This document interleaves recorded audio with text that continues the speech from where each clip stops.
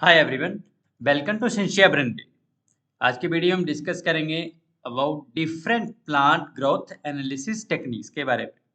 ये video definitely very important for all the competitive exams related to agriculture और horticulture, even for NEET exams, plant physiology related exam, plant biology exams और any other exam for UG, PG, PhD, ADO, HDO, ADH exams. तो आज की discussion हम start करते हैं। Growth की जब हम बात करते हैं, नॉर्मली अगर हम ग्रोथ क्या होती है, सो हम कह सकते हैं कि ग्रोथ क्या है। Growth can be defined as an irreversible permanent increase in size of an organ or its parts or even of an individual cell। तो ग्रोथ क्या है? जिसकी किसी चीज का ग्रोथ हो रहा है। ग्रोथ जो होती है हमेशा इरिवर्सिबल होती है, मतलब कि जो भी ग्रोथ में हम कहते हैं दैट इज परमानेंट इंक्रीज होता है, और जो कि इन इरिवर्सिबल होता है। तो इरिवर्सिबल परमानेंट इंक्रीज इसमें या तो किसी ऑर्गन के साइज में या इसके डिफरेंट पार्ट्स में और इवन एक इंडिविजुअल सेल में, राइट। जनरली हम कहते हैं कि ग्रोथ जो होती है that is accompanied by, actually होती है कि ग्रोथ के लिए क्या क्या, अगर हम कहें तो मेटाबॉलिक लेवल पे तो डिफरेंट मेटाबॉलिक प्रोसेसेस इसमें इन्वॉल्व होती हैं, जो कि एनाबॉलिक भी हो सकती हैं और कैटाबॉलिक, मतलब कि दोनों प्रोसेसेस इन्वॉल्व होती हैं, anabolic and catabolic. And that occurs at the expense of energy. Therefore हम कह सकते हैं कि for example the expansion of a leaf, the expansion of a leaf is growth. तो अगर लीफ का किसी लीफ का एक्सपेंशन होता है, इंक्रीज होता है, तो that is also a growth, right. Okay, now growth analysis जो कि हमारा आज का टॉपिक है। तो ये जो ग्रोथ एनालिसिस होती है, डिफरेंट प्लांट पार्ट्स में ग्रोथ होती है, तो उसको हम कैसे एनालाइज कर सकते हैं। ओके, सो अगर हम नॉर्मली बात करें फील्ड कंडीशन में, तो किसी भी क्रॉप की ग्रोथ को हम देख सकते हैं विजुअली, राइट। तो एट द फील्ड कंडीशन में हम क्या कर सकते हैं, the growth of a crop has been characterized by a system of growth analysis. Field condition में जो क्रॉप की ग्रोथ हो रही है तो उसको एक सिस्टम है, तो उसको हम कैरेक्टराइज कर सकते हैं by system of growth analysis, जो कि मोस्टली मोस्टली हम कह सकते हैं that is based on dry matter accumulation rate. इसकी कितना ड्राई मैटर अकुमुलेशन रेट हो रहा है, उसके बेस पे ही डिफरेंट ग्रोथ एनालिसिस सिस्टम जो है हम उसको कैलकुलेट कर सकते हैं। और इसमें जो सबसे मोस्ट मीनिंगफुल एनालिसिस है क्रॉप ग्रोथ का, that is on the land area rather than individual plant basis. Mainly हम कहते हैं कि लैंड एरिया के बेस पे हम मेनली जो है मोस्ट मीनिंगफुल एनालिसिस मिलता है हमें ग्रोथ का। एंड ग्रोथ जो है that is a concept, growth analysis जो है that is a conceptual framework of resolving the nature of genotype and environment interaction on crop growth and development। तो एक तरह से हम कह सकते हैं कि ग्रोथ एनालिसिस से हमें ये पता चलता है कि जो जीनोटाइप और एनवायरनमेंट का इंटरेक्शन हो रहा है, तो उसका क्या इफेक्ट पड़ रहा है क्रॉप की ग्रोथ एंड डेवलपमेंट पे। अल्टीमेटली ये है कि प्लांट जो है वो कैसे बिहेव कर रहा है, मीन्स कि हाउ जीनोटाइप एंड एनवायरनमेंट जो है वो कैसे इफेक्ट कर रहे हैं क्रॉप की ग्रोथ एंड डेवलपमेंट को, right. Okay, so basic principles क्या है ग्रोथ एनालिसिस के। Actually two types of measurements are required for growth analysis. तो दो टाइप की मेजरमेंट चाहिए होती है ग्रोथ एनालिसिस के लिए। एक तो है ड्राई वेट बेसिस पे, मीन्स की dry weight of the plant parts per unit area of ground, right. एक तो है कि ड्राई वेट प्लांट वेट्स की, ड्राई वेट बेसिस पे dry weight of the plant parts per unit area of ground. दूसरा है size of assimilatory system, means की this is usually the leaf area, what can also be the leaf protein और chlorophyll content। तो mainly दूसरा जो important component है that is leaf area, right. तो जिसमें कि लीफ प्रोटीन भी इन्वॉल्व सकता है, लीफ क्लोरोफिल कंटेंट भी इन्वॉल्व है, राइट। एंड जो total dry weight, right, that is usually measured as the dry weight of the various plant parts. इसकी अगर हमें टोटल ड्राई वेट कैलकुलेट करना है तो डिफरेंट प्लांट पार्ट्स का ड्राई वेट क्या है, राइट। जैसे कि लीव्स का ड्राई वेट, स्टेम का dry weight and reproductive structures का। और अगर हम लीफ एरिया की बात करते हैं, the measure of leaf area that includes the area of other organs, जैसे कि stem, petioles, flower brackets, awns and pods that contain chlorophyll and contribute substantially to the overall photosynthesis of the plant, right? So leaf area जो है that also includes the other organs, जैसे कि different plant organs हैं, even the chlorophyll content, और जो कि overall photosynthesis में contribute करते हैं. Now, what are the different methods of measuring the growth analysis? अगर हमें growth analysis को measure करना है तो कौन कौन से different methods हैं? एक तो है आपका height के basis पे, then weight basis पे and volume basis पे, right? Now, what is the importance of growth analysis? ये जो growth analysis की techniques है या किसी भी crop की growth के बारे में हम analysis करते हैं, राइट, कि कैसे जी इंटू इफेक्ट कर रहा है उसकी ग्रोथ एंड डेवलपमेंट को, तो इस सब का इम्पोर्टेंस क्या है? एक्चुअली फर्स्ट वन इज की जो टेक्निक ऑफ ग्रोथ एनालिसिस हैं, they are very beneficial to the crop scientist के लिए, क्योंकि इससे हमें ये पता चलता है कि what is the relationship between photosynthetic production के बीच में और rate of increase in dry matter, कितना फोटोसिंथेसिस हो रहा है और कितना रेट ऑफ इंक्रीज हो रहा है ड्राई मैटर में, ड्राई मैटर कितना इंक्रीज हो रहा है, किस रेट से इंक्रीज हो रहा है, तो उसके बीच का जो रिलेशनशिप है दैट इज वेरी इंपॉर्टेंट है क्रॉप साइंटिस्ट के लिए, तो उसके बारे में हमें पता चलता है. देन ग्रोथ एनालिसिस जो होती है that is a mathematical expression of environmental effects on growth and development of A crop plant. एक तरह से हमें एक मैथमेटिकली हम एक्सप्रेस कर सकते हैं कि एनवायरमेंट का क्या इफेक्ट पड़ रहा है ग्रोथ एंड डेवलपमेंट पे किसी भी क्रॉप प्लांट के. तो हम कह सकते हैं कि दिस इज एक इम्पोर्टेंट टूल है to study the complex interactions between plant growth and environment के बीच में. एक तरह से हम कह सकते हैं कि to study the G into E interaction, right? Okay, then useful in studying the complex G into E interactions on growth and development. जैसे कि मैंने पहले भी कहा कि दिस इज वेरी इंपॉर्टेंट है कि जीनोटाइप और एनवायरनमेंट इंटरेक्शंस का क्रॉप की ग्रोथ एंड डेवलपमेंट पे क्या इफेक्ट पड़ रहा है, तो उसको स्टडी करने के लिए अगर हम crop physiologist point of view से बात करें, एग्रोनॉमिस्ट पॉइंट ऑफ व्यू से बात करें, plant breeder point of view से बात करें, कि जो कि मेनली इंटरेस्टेड होते हैं किस चीज़ में, कि to understand differential behaviour of crop varieties under complex environmental interactions. तो डेफिनेटली ये सभी लोग हमें क्या जानकारी चाहिए थी कि जो डिफरेंट वैराइटीज होती है क्रॉप की वो कैसे बिहेव करती हैं under the different complex environmental interaction. Then growth analysis technique जो होती हैं they also helps in finding the relationship between किसके बीच में photosynthetic production and rate of dry matter accumulation, right? Then investigating the ecological phenomenon and competition between the different plant species. और दूसरा हमें ये भी पता चलता है डिफरेंट ग्रोथ एनालिसिस टेक्निक से कि जो इकोलॉजिकल फिनोमेनन है, इकोलॉजिकल प्रोसेसेस हैं इन द प्लांट सराउंडिंग में, और जो प्लांट की स्पीसीज के बीच में जो कंपटीशन है, डिफरेंट कंपटीशन है, उसके बारे में भी हमें पता चलता है. देन हम जो है उसकी प्रिडिक्ट कर सकते हैं, जो एग्रोनॉमिक मैनिपुलेशन करते हैं क्रॉप ग्रोथ में, उसके इफेक्ट को हम प्रिडिक्ट कर सकते हैं, right? Then growth analysis techniques जो होती हैं वो हमें बेटर अंडरस्टैंडिंग प्रोवाइड करती हैं किस चीज़ के बारे में, ग्रोथ फेजेस के बारे में and limitation of crop yield. उसके अलावा हम ये भी स्टडी कर सकते हैं कि we can study the growth of the population और a plant community in a precise way में with the availability of raw data on different growth parameters. तो different growth parameters को हम स्टडी करते हैं, उसका हमारे पास रेट रॉ डेटा आता है, तो उस रॉ डेटा के बेस पे हम किसी भी पॉपुलेशन का, राइट, हम उसको स्टडी कर सकते हैं उसकी ग्रोथ को एक प्रिसाइज वे में, क्योंकि हमारे पास उसका डिफरेंट ग्रोथ पैरामीटर्स का रॉ डेटा अवेलेबल होता है. Then these studies involve an assessment of the primary production of vegetation in field, कि फील्ड लेवल पे यानी कि इकोसिस्टम लेवल पे जो वेजिटेटिव प्रोडक्शन हो रहा है, वेजिटेशन प्रोडक्शन हो रहा है किसी भी क्रॉप का, उसको हम असेस कर सकते हैं, right? Then it provides accurate measurement of the whole plant growth performance in an integrated manner at different interval of times. तो डिफरेंट इंटरवल ऑफ टाइम्स पे मीन्स की पीरियोडिकली हम किसी भी प्लांट की ग्रोथ में क्या चेंजेस हो रहे हैं उसको हम एस्टिमेट कर सकते हैं at different interval of time.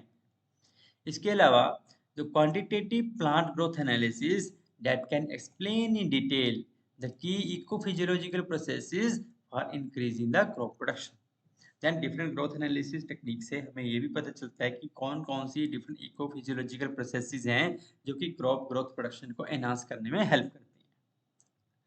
Now what are the different parameters, right, which are used for the growth analysis. अभी ग्रोथ एनालिसिस टेक्निक्स कौन कौन सी हैं, एक्चुअली कौन कौन से डिफरेंट पैरामीटर लेते हैं। तो first one is leaf area, right. Leaf area क्या है? लीफ एरिया क्या है? That is actually the surface area of the leaf which aids in photosynthesis। Actually leaf का कितना सरफेस एरिया है? लीफ एरिया सिंपली अगर हम बात करें surface area of the leaf जो कि फोटोसिंथेसिस में हेल्प करता है। तो total leaf area per plant that is often A useful measurement in bio productivity studies, right. Area को अगर हम मेजर करना है, अगर आपको लीफ एरिया मेजर करना चाहते हैं तो हम लीफ एरिया को मेजर कर सकते हैं कैसे? बाय डिफरेंट ग्राफिकल मेथड से या बेड मेथड से या by using leaf area meter, right. हम ग्राफिकल मेथड्स भी यूज कर सकते हैं, बेड मेथड भी यूज कर सकते हैं, या एक इंस्ट्रूमेंट आता है that is your leaf area meter. तो हम लीफ एरिया मीटर को भी यूज कर सकते हैं to measure the leaf area, right.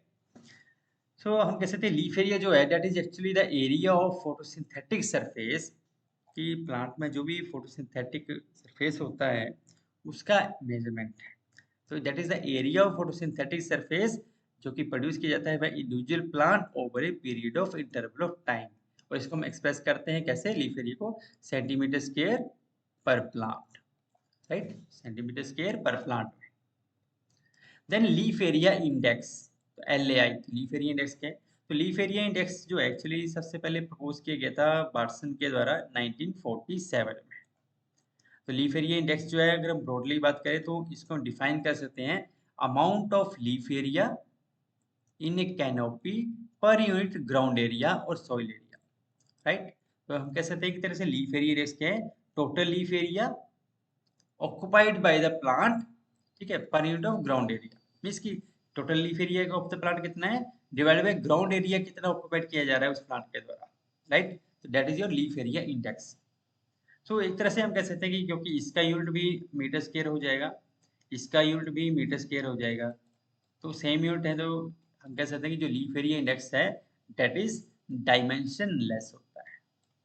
For example depending on the variety जो लीफ एरिया इंडेक्स होता है वो वेरी करता है, जैसे कि between 3 to 4 that is good. तो leaf area index of 3 to 4 जो है वो अच्छा माना जाता है फॉर टमाटोज के लिए, राइट।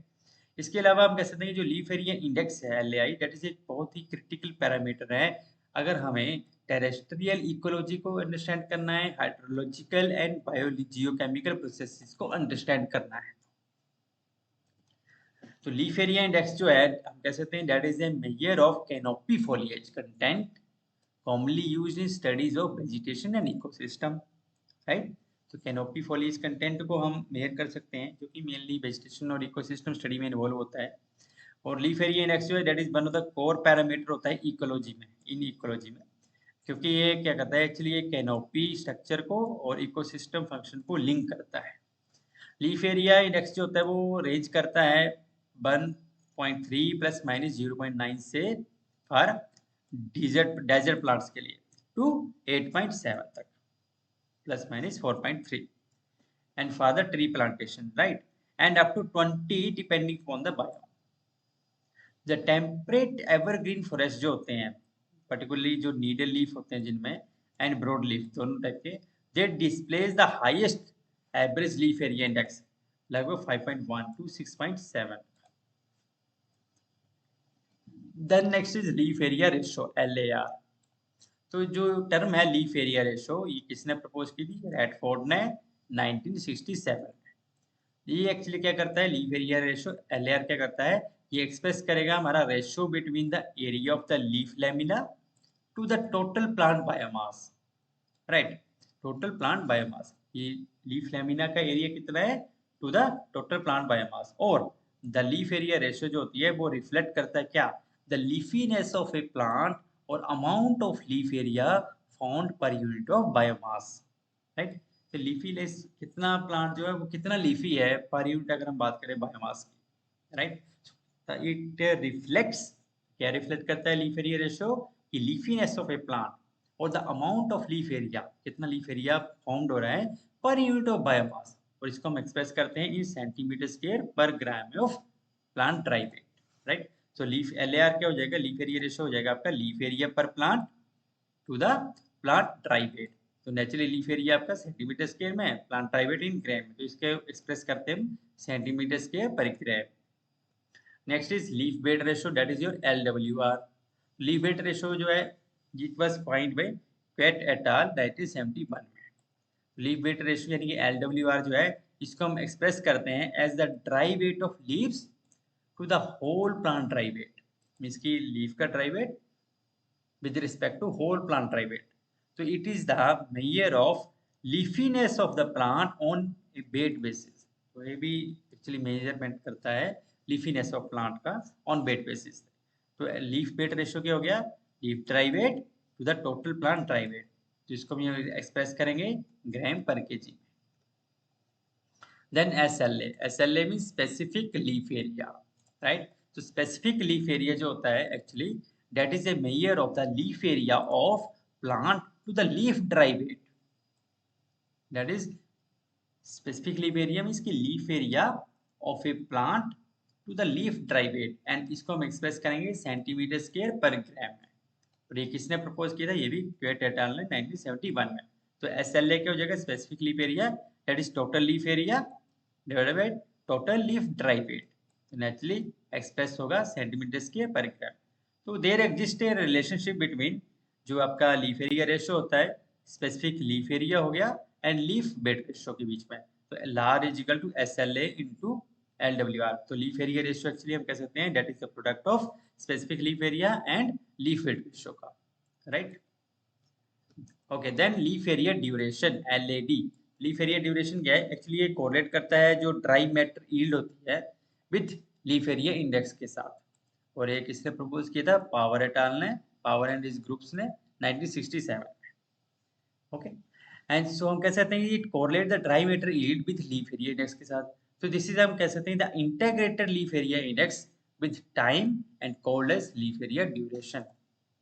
सो एक तरह से हम कह सकते हैं जो लीफ एरिया ड्यूरेशन है that is the ability of a plant, plant की ability to maintain green leaves per unit area of the land over a period of time.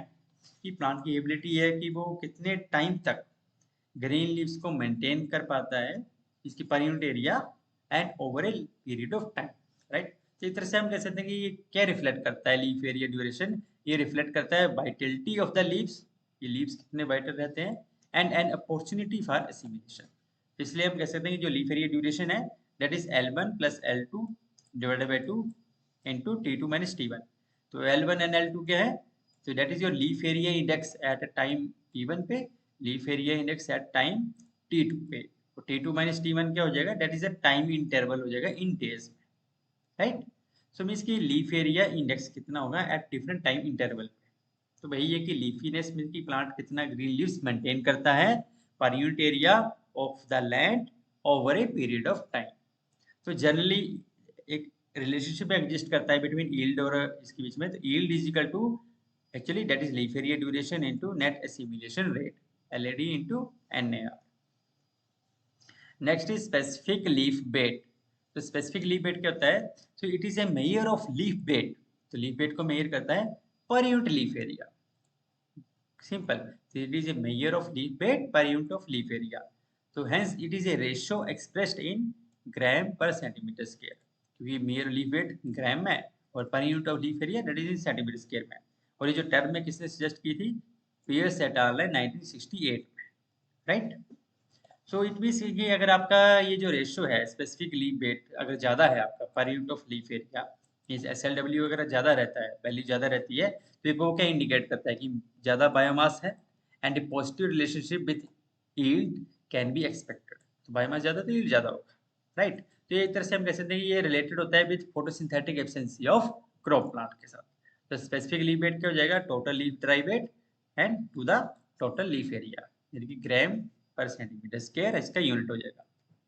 Next is AGR means absolute growth rate. AGR क्या है, तो that is total growth पर unit time, absolute growth rate, इसकी पर unit time में कितना growth हो रहा है।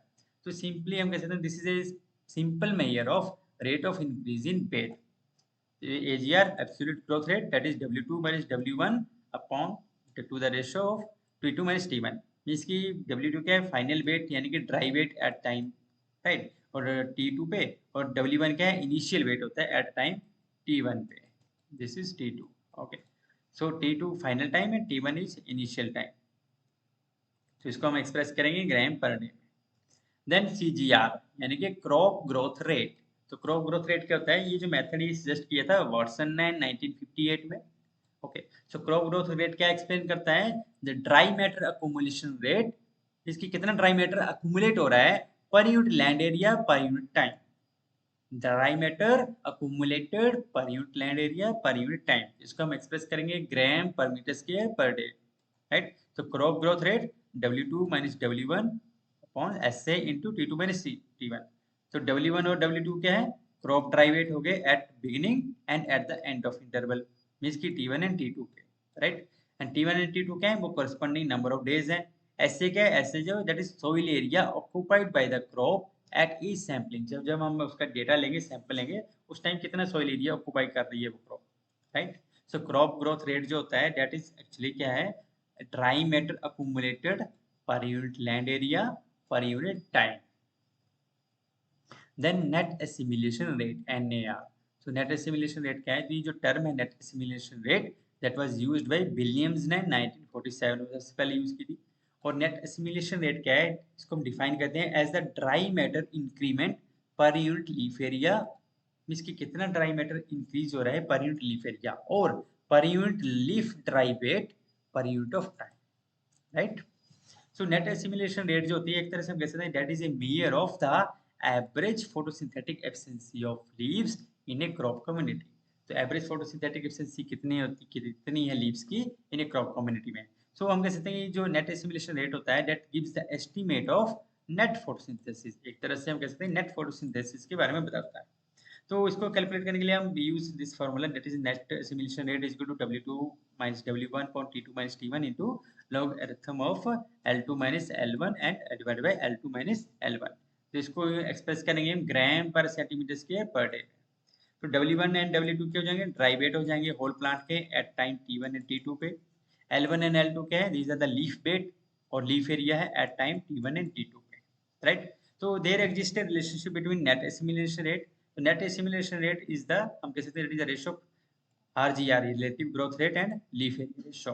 तो अगर हम बात करें तो इसको दूसरी तरह से कहें तो डेट इज योर जो आपका RGR है relative growth rate, that is the product of net assimilation rate and leaf area ratio का प्रोडक्ट है. तो RGR is equal to NAR into LAR. Next is relative growth rate. Relative growth rate क्या है, तो ये जो term है that was also find by Williams 1946 में. तो RGR क्या है, ये एक्सप्रेस करता है total plant dry weight increase in A time interval in relation to the initial weight or dry matter increment per unit of biomass per unit time or grams of the dry weight increase per gram of dry weight. तो इस तरह से हम कह सकते हैं कि जो आपका रिलेटिव ग्रोथ रेट है, तो इसको हम यूज करते हैं जब हमें ग्रोथ रेट को कंपेयर करना है दो प्लांट्स की. So it is measured when growth rate of two plants are compared. Okay, इसलिए क्या कि टोटल ड्राई वेट इंक्रीज कितना हो रहा है इन ए टाइम इंटरवल में, राइट. मींस की जैसे हमने जो इनिशियल वेट या इनिशियल ड्राई मैटर इंक्रीमेंट देखा होगा पर यूनिट बायोमास पर यूनिट टाइम में, तो उसके बाद जो डिफरेंट टाइम इंटरवल में कितना प्लांट ड्राई वेट इंक्रीज हो रहा है उस टाइम इंटरवल में, ठीक है, उसको मेजर करता है. तो एक तरह से हम कह सकते हैं जो रिलेटिव ग्रोथ रेट है एक्चुअली वो क्या है, हम कब कैलकुलेट करते हैं जब हमें दो प्लांट्स की ग्रोथ को कंपेयर करना है. तो RGR is equal to logarithm of WT minus W1 and 2 divided by T2 by T1. तो W1 W2 वही हो गए आपके whole plant dry weight at time T1 and T2 पे, एंड T1 T2 के हो गए टाइम इंटरवल हो गए. तो रिलेटिव ग्रोथ रेट होता है आपका is equal to net assimilation rate into specific leaf area into leaf weight ratio का प्रोडक्ट होता है, जिसके बीच में ये रिलेशनशिप होता है. Okay, next is biomass duration BMD.